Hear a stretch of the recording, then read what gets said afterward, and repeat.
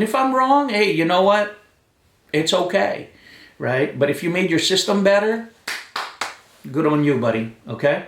Here we go again.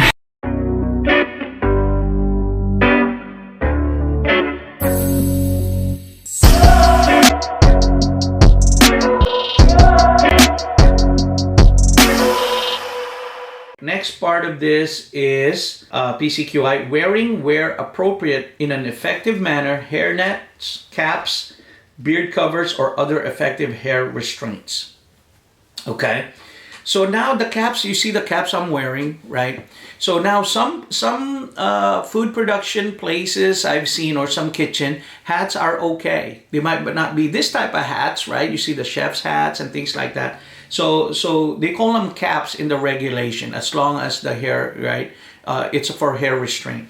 But you have to do a hair hazard analysis. So as a PCQI, step back, take a look at your process from receiving. Okay, do you require your receiving persons to have hair restraints, meaning your hair cover, beard cover, right? Sleeves. As you can see, I am a, I'm a source. So do you require them to have a long sleeve in the warehouse? Probably you're not gonna have them wear a lab coat. Are they long sleeves? Do you allow shorts, right? But you're saying, hey, it's below the waist, right? But those things, right, they fly, they go all over the place. Do you allow skirts? Okay, so I've had a QC actually stop a guest that was wearing a skirt in the production area because one of the tour that they were going to walk over, right? They have a platform that goes over the line, and because it's part of their SOP for hair restraint, he was very polite. He just basically said, ma'am, I do apologize.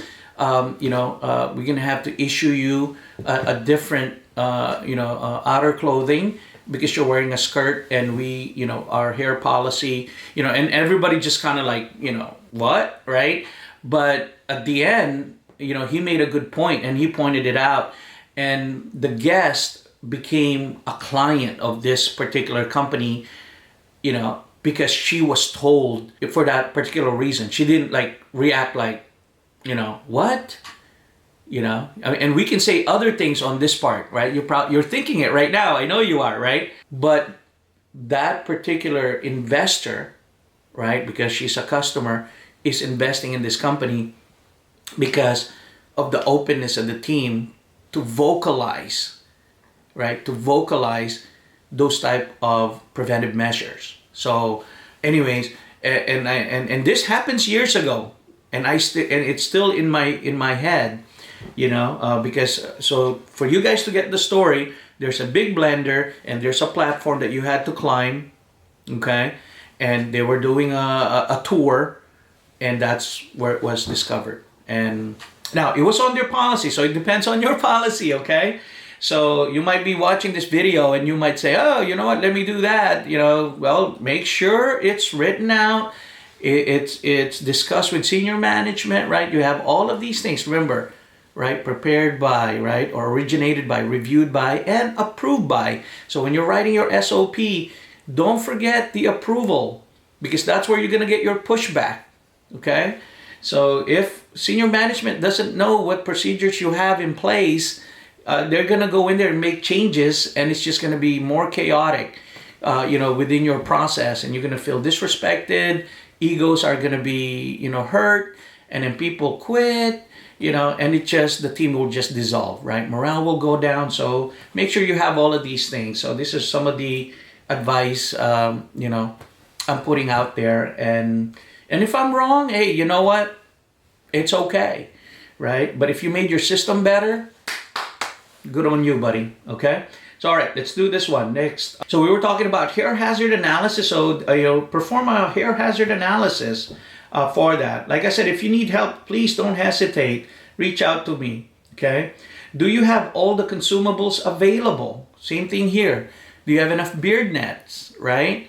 Some of our female colleagues on the field, they love their hair. They got this long, flowing, beautiful hair.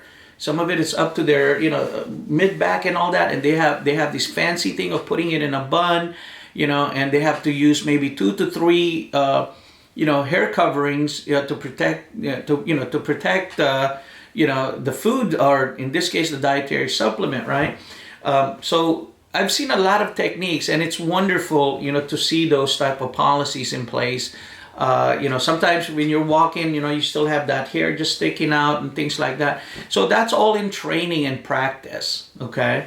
And moving forward with that one, with hair, with hair analysis, provide a mirror, PCQI, right? Stay away from glass. There's some stainless steel mirrors out there, right? Prepare one, or have one ready, that's in the station for your PPE donning, so people can look at themselves, right? And basically, self-check before they go to the next step, that they are fully secured. So sometimes you don't see that, right? Especially if you're just starting up. Starting up is like you're less than 5 years or 3 years, and people tend to overlook those. So I've seen those, and I would ask, like, how do you check yourself? And they're like, oh, I use my phone. And then I'm going to ask again about the phone. Who's authorized to use the phone within certain zone? Anyway, that's another topic. This is all going to interconnect, and you're going to be like, oh my God, this is never going to be over. All right, here we go. Next step: not storing clothing or other personal belongings in areas where components, dietary supplements, or any contact surfaces are exposed, or where contact surfaces are washed.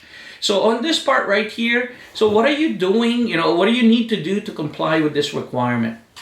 So, a lot of folks are like, hey, locker room, right? I'm just going to get some lockers. Perfect. Okay, now that you have lockers, good job, right? It's nice. Now we got to write some policies against that lockers, right?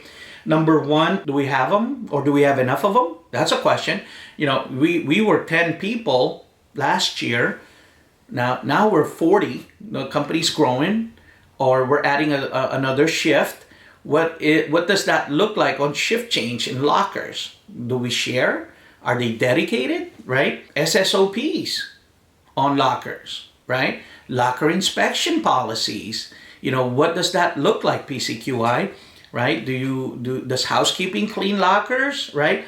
Security of the lockers. Do we just issue them a cubby hole, or does it have a door? Does it have a locking mechanism? Is it combo, or is it old-fashioned with a key, right? So we need to ask those questions, because we need to see what the other preventive measures we need to do. So if they're locking their lockers, which is great, because they have their purses and their wallets and their belongings and keys and all of those personal belongings that they have, they wanted it secured. Okay, so now you're going to take a look at that on your locker inspection. That's going to be part of it. Make sure they're secured. Okay, number 2 is, what about food, right? Some people bringing food, they leave it in the locker because maybe the facility doesn't have these type of areas where they can store food, like a common refrigerator or a chiller for the team. So take a look at that. Are you allowing food in there? Okay. What about weapons? Okay. So I've seen a locker inspection. I go in, it's unlocked. I open it. There's a switchblade.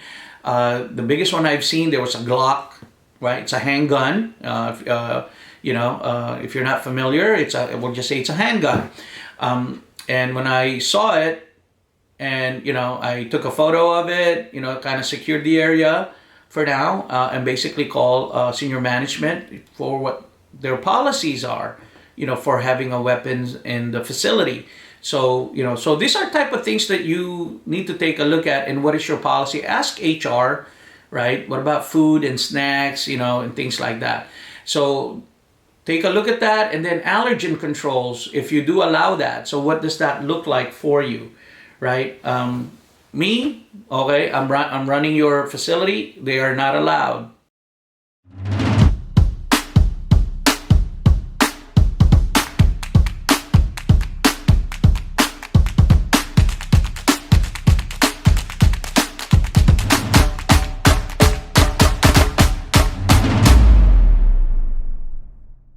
On the lockers, on the locks, if they are issued their own locks, and if they're combination, do you have all the combination in a register somewhere?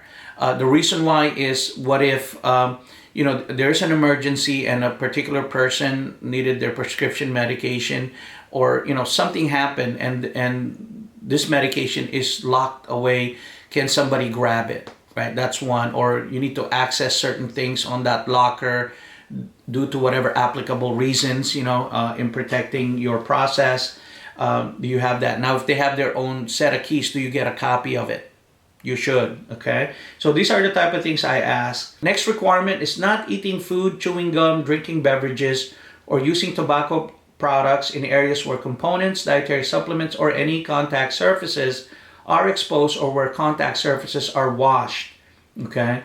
So do you have these type of policies for, food and beverages consumption in the facility? Tobacco use policies, or air designated areas only. Let me see what else we got here. Do you allow water in the production line, right? So what does that look like? Some practices I've seen, they allow the bottled water has to be secured with their name on it. Some of them gives them their own water container that's metal. And so they can then, wash it, all of those rinsing.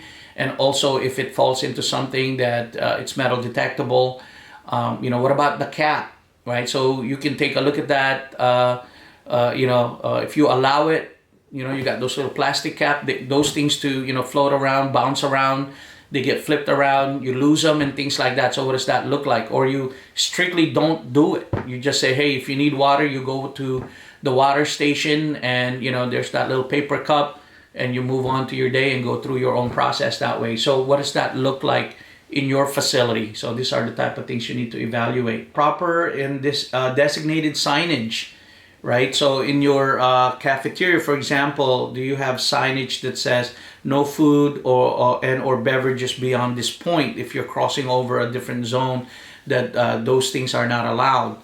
Signage for allergen as well, for your area. Like, let's say you have a vending machine, what are the allergens that are there? Because you don't know if your people are eating and they didn't, depending on your process, they are a carrier of that, right? If they're eating in the line, okay? So do you have a no eating policy? What does that look like to you? The other requirement for this one, PCQI, is taking any other precautions necessary to protect against the contamination of components, dietary supplements, or contact surfaces with microorganism, filth, or any other extraneous materials, including perspiration, hair, cosmetic, tobacco, chemicals, and medicines applied to the skin. Okay? So this is where you're gonna get pushbacks. All right? Let's kind of get some of the most popular one. Let's look at cosmetics, right? So what is your policy for that? Do you allow the team to wear cosmetics? Right? Now, mind you, not only our female counterparts wear cosmetics, right? We have male counterparts that also prefer to wear makeup and things like that, So what is your policy for those? Concerning is fake eyelashes, right? You got your fake nails or artificial nails. I don't know the term, so forgive me, PCQI, for these things. So, but what are your policies, for those part of it? Okay, so let me look at my notes here. For perspiration, right? Is your facility climate controlled? I've been to facility in Asia. It's tropical. They're doing dry processing, powdered mixing process, and I've seen that particular process, the heat, from the machine and the environment, and it's wow, So you need to take a look at that on the perspiration, and it's gonna fall into the product, right? So what does that look like? Do you give them sweatbands, right? So this is another things of, what is your best practices for this, for that, right?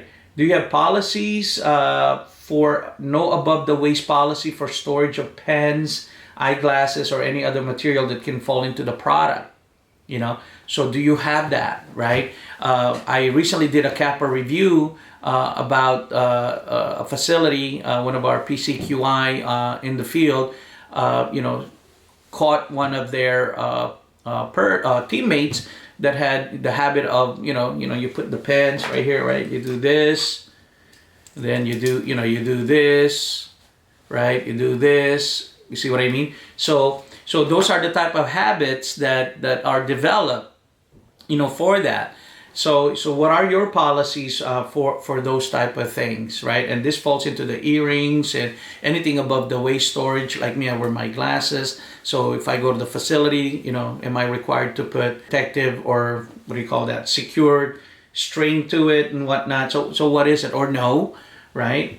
Where do I put it? All of those things. So these are some things that needs to be in conversation and put together. All right. Now, how about tobacco use, chewing gum, smoking, and vaping, right? Are those covered in your policy? PCQI, also consider if you have policies in place for hair restraints usage for different zones of the facility. What I mean by this is sometimes, you see somebody wearing their hair restraints coverings on, beard nets and all of those things. Are they required to change over from the warehouse to the production line, et cetera, et cetera? Is your warehouse or your other section, are they allowed to, are they authorized or required, I should say, to wear, hair restraints covering, even though the packagings are closed, they're in the warehouse, right? Everything's got pallet covers and all of those things. So take a look at that into your consideration as well. And if it's allowed, right, that's great. It's part of your policy. But reevaluate the policy, or do you require them to change, redon from the top to bottom again, going back to the production side, right? So take a look at that. And this is why it's important for you to do a hazard analysis. Then you can justify that foreign material, which is hair, why you need to do it, or not. You're justifying that you don't need it. And then also, what are your, controls, for that? I've seen practices where, they allow it to have it, but before they go in, they self-check, make sure nothing moved. And then they put their coat on, or their outer garments and whatnot, whatever that is, that they have, maintenance, sanitation, or whatever. So what does that, look like? Okay. So you need to do a hazard analysis on this one, basically, for that. Okay. Next part of this one, PCQI, is chemical control. So part of the statement there for chemicals. So let's take a look at that. What are your chemical controls? For this, obviously, there's a lot of ways of saying that, like, do you allow, sanitations, chemicals during productions, those type of things that you need to take a look at. What are your policies? And we can go over that again on other topics. So review your chemical controls at this process.